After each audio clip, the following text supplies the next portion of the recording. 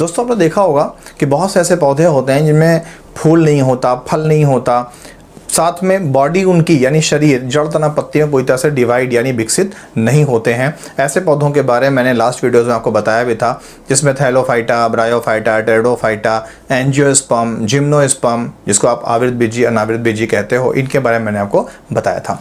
तो प्रश्न ये बनता है कि ऐसे पौधों में नया पौधा कैसे बनता होगा, यानी उनमें जनन क्रिया कैसे होती होगी। तो ऐसे पौधों में जनन क्रिया जो होती है उसको हम बोलते हैं एसेक्सुअल रिप्रोडक्शन यानी अलैंगिक जनन। एसेक्सुअल नाम से क्लियर है, ए मीन विदाउट, सेक्सुअल यानी सेक्स, यानी इनमें सेक्सुअल जो कोशिकाएं होती हैं, जनन कोशिकाएं जो होती हैं, जिसको नर युग्मक या मादा युग्मक हम बोलते हैं, मेल गैमेट्स, फीमेल गैमेट्स, इनकी कोई आवश्यकता नहीं होती। इसमें इन युग्मकों के, इन गैमेट्स के जुड़ने से नया पौधा नहीं बनता, बल्कि चाहे नर चाहे मादा यानी मेल या फीमेल प्लांट के किसी शरीर के भाग से नया पौधा बन जाता है, चाहे जड़ से, चाहे तने से, चाहे पत्ती के द्वारा। आपने देखा होगा कई से पौधों में हम पत्ती लगा देते हैं, नया पौधा निकल आता है, डंठल लगा देते हैं, नया पौधा निकल आता है। तो यही है एसेक्सुअल रिप्रोडक्शन। तो मैं जितेंद्र मिश्रा ब्रिलियंट विजन में आपका स्वागत करता हूं। उम्मीद करता हूं कि आपने मेरे चैनल को सब्सक्राइब कर लिया होगा। अगर ऐसा कर लिया है, दिल से आपको हार्टी थैंक्स। नहीं किया है, प्लीज़ रिक्वेस्ट है कि आप चैनल को सब्सक्राइब करें, जिससे मेरे अपडेट्स आपको मिलते रहें। तो देखते हैं कि अलैंगिक जनन होता क्या है।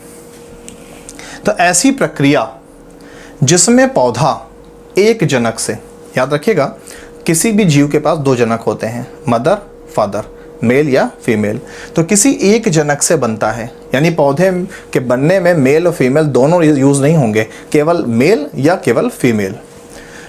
और इसमें जनन कोशिकाओं का योगदान नहीं होता, यानी इसमें मेल गैमेट्स और फीमेल गैमेट्स, नर युग्मक मादा युग्मक का कोई योगदान नहीं होगा। नर या मादा पौधे के शरीर के किसी भाग से नया पौधा बनेगा। शब्दों पर ध्यान दीजिएगा।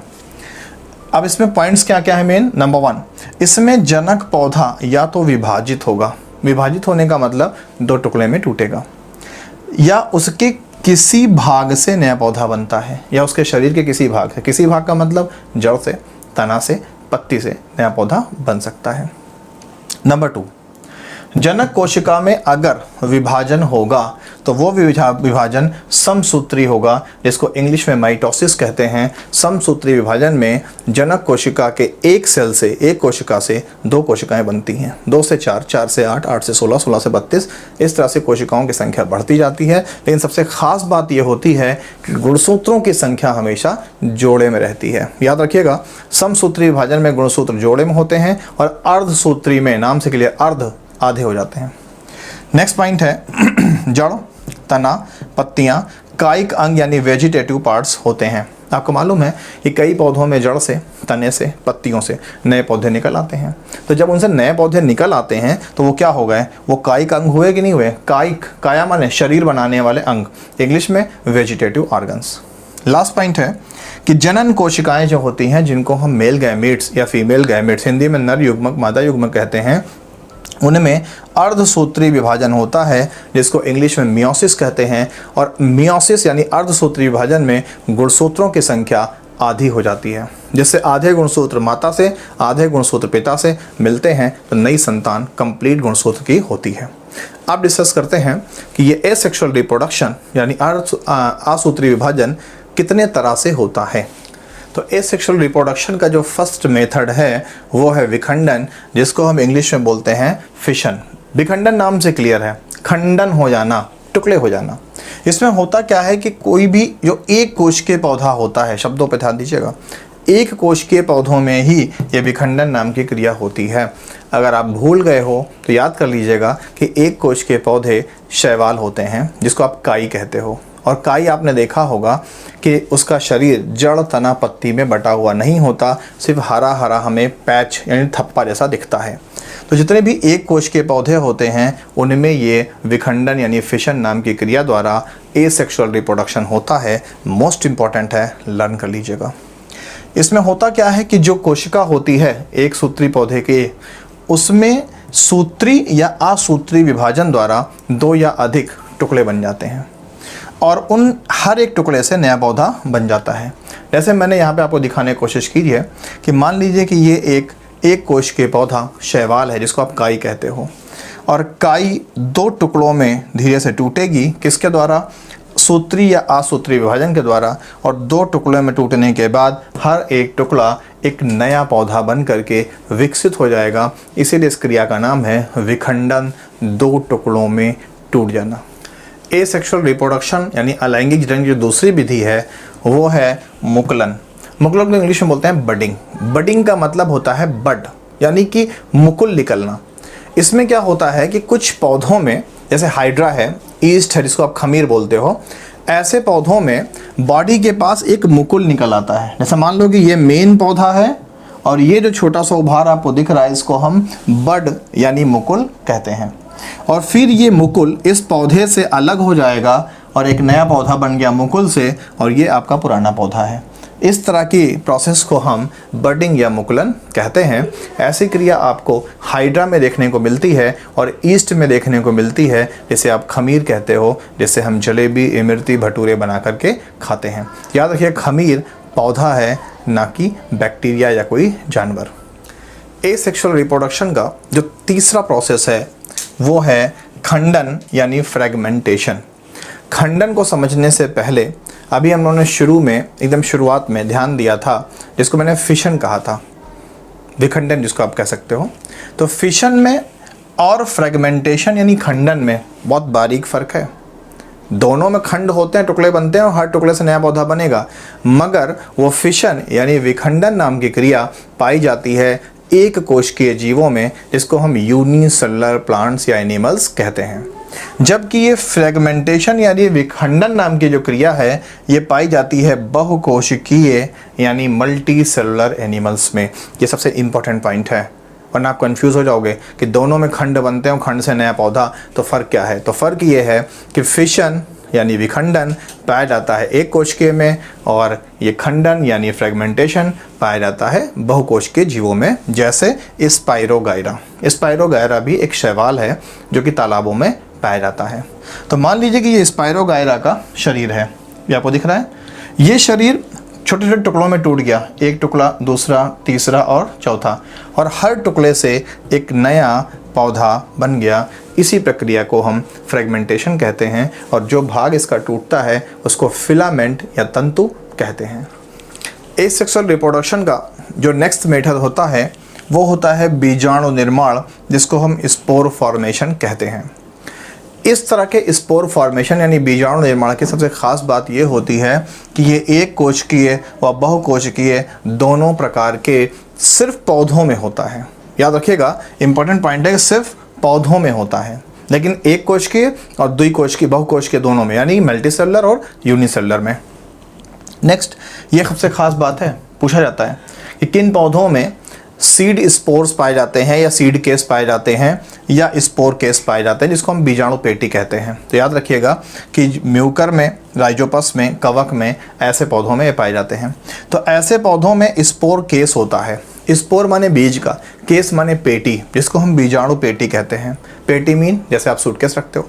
तो ऐसे पेटियों में सैकड़ों यानी सैकड़ों प्रजनन इकाई बनती है, जिनको आप बीज भी कह सकते हो, यानी ऐसे फिलामेंट्स होते हैं जिनसे नया पौधा बन सके। वो कहाँ होते हैं? एक बीज की पेटी में है। और जब ये बीज की पेटी फटती है तो सारे बीज फैल जाते हैं और फैल के ज़मीन पर गिर जाते हैं, और हर एक बीज से नया पौधा निकल आता है। ऐसा होता है म्यूकर में, राइजोपस में होता है और कवक में होता है। ये सब के सब फफूंदियाँ हैं, जैसे रोटी पे आपने लगी हुई फफूंदी देखी है। ऐसा आपने पोस्ता नाम के पौधे में भी देखा है कि एक ऐसा बंद गुब्बारे में बीज होता है, चट से फटता है और बीज फैल जाते हैं। वो भी यही बीजाणु फॉर्मेशन यानी कि बीजाणु निर्माण के द्वारा उनमें अलैंगिक जनन होता है। एसेक्सुअल रिप्रोडक्शन का जो सबसे लास्ट पॉइंट है, जिसके द्वारा एसेक्सुअल रिप्रोडक्शन से नया पौधा बनता है पौधों में, वो है कायिक प्रवर्धन विधि, जिसको हम वेजिटेटिव प्रोपेगेशन बोलते हैं।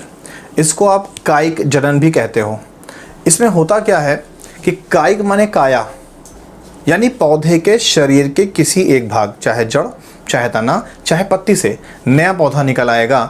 ऐसी विधि को ही हम कायिक प्रवर्धन या कायिक जनन कहते हैं। ये विधि दो तरह से होती है। एक होती है कि जो नेचुरली होती है, उसको हम बोलते हैं प्राकृतिक कायिक जनन, और एक होता है कि जिसको हम लैब में करते हैं या नर्सरी में करते हैं, इसको बोलते हैं हम आर्टिफिशियल या अप्राकृतिक या डुप्लीकेट कायिक प्रवर्धन। तो सबसे पहले हम समझते हैं कि नेचुरल यानी प्राकृतिक कायिक जनन में क्या होता है। तो कायिक जनन में पौधे के जड़, तना या पत्ती से नया पौधा बनता है या बनाया जाता है। क्लियर? अब इसमें इतने प्रकार हैं। नंबर 1 है जड़ों द्वारा। कुछ ऐसे पौधे होते हैं जिनकी जड़ों को काटकर लगा देने से नया पौधा निकल आता है। तो ऐसे पौधों में जड़ों द्वारा कायिक प्रवर्धन होता है।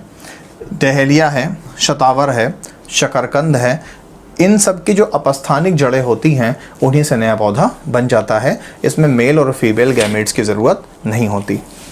नेक्स्ट है तनों द्वारा। तो तनों के द्वारा अदरक है, हल्दी है। आपने आलू में देखा होगा कि आलू के ऊपर छोटी छोटी आँखें होती हैं, उन्हीं आँखों को, उस गड्ढे को लगा देने से नया पौधा निकल आता है। तो आलू है, प्याज है, लहसुन है, इन सब के भूमिगत तनों को ज़मीन में लगा देने से नया पौधा निकल आता है। नेक्स्ट है पत्तियों के द्वारा।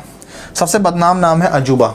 अजूबा की पत्ती को काट के कहीं भी गलती से लगा देंगे, नया पौधा निकल आएगा। तजुबा है, बिगोनिया है, ब्रायोफाइलम है, इन सब में पत्तियों के द्वारा एसेक्सुअल रिप्रोडक्शन से नया पौधा बन जाता है। लास्ट है पत्र प्रकलिका के द्वारा। पत्र प्रकलिका का मतलब होता है कि पत्तियां इकट्ठा होकर के एक नया पौधे जैसा स्वरूप दे देती हैं। इसको हम बोलते हैं पत्र प्रकलिकाओं के द्वारा कायिक प्रवर्धन, जो कि टेंडा नाम के पौधे में पाया जाता है। अब हम समझते हैं कि यही कायिक प्रवर्धन जब आर्टिफिशियल मेथड से यानी कि अप्राकृतिक रूप से किया जाता है लैब में, तो किन किन स्टेप्स को अडॉप्ट करते हैं या कैसे कैसे नया पौधा बनता है। तो कृत्रिम रूप से जो कायिक प्रवर्धन होता है वो इन 3 विधियों के द्वारा होता है, जिसको आप भली भांति जानते हैं।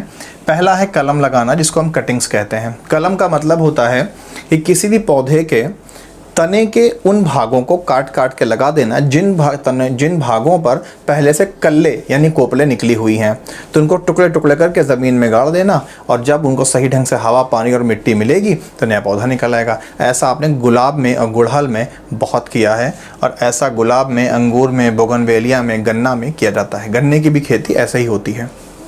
दूसरा तरीका है लेयरिंग। लेयरिंग का मतलब होता है परत चढ़ा देना। इसमें करते क्या है कि पौधे को ऐसे ज़मीन में दबा देते हैं कि उसका अंतिम सिरा और पहला सिरा ज़मीन से बाहर निकला हो और बाकी बॉडी ज़मीन के अंदर दबी हुई हो।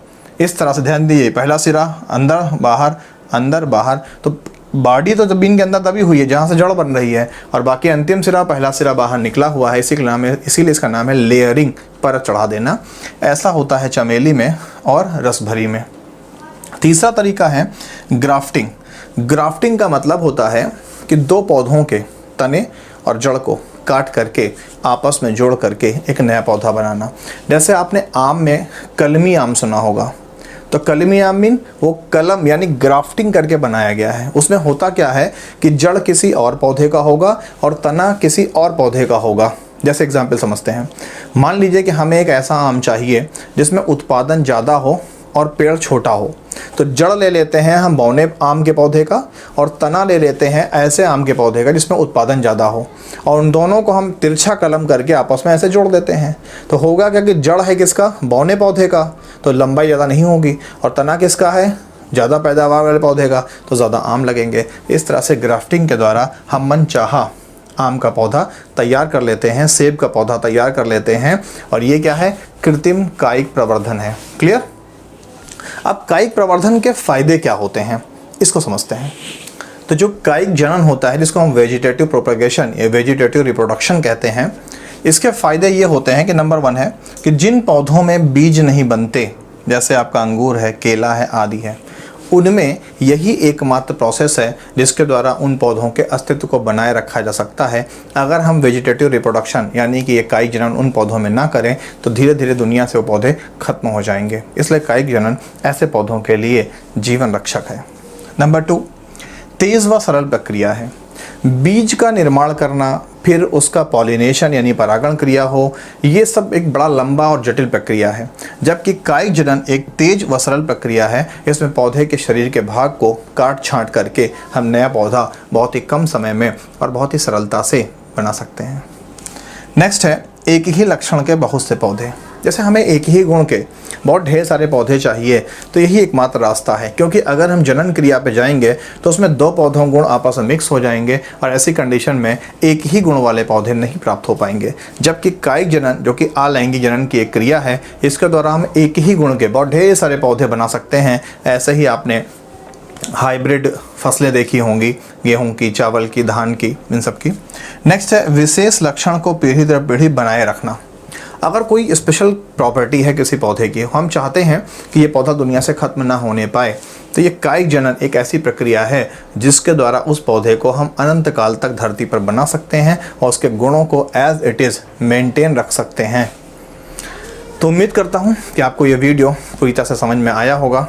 अगर आपको एसेक्सुअल रिप्रोडक्शन यानी अलैंगिक जनन को लेकर के अभी भी कोई कन्फ्यूज़न है तो कृपया कमेंट बॉक्स में मुझे कमेंट करके अपने सॉल्यूशंस को ले लीजिएगा।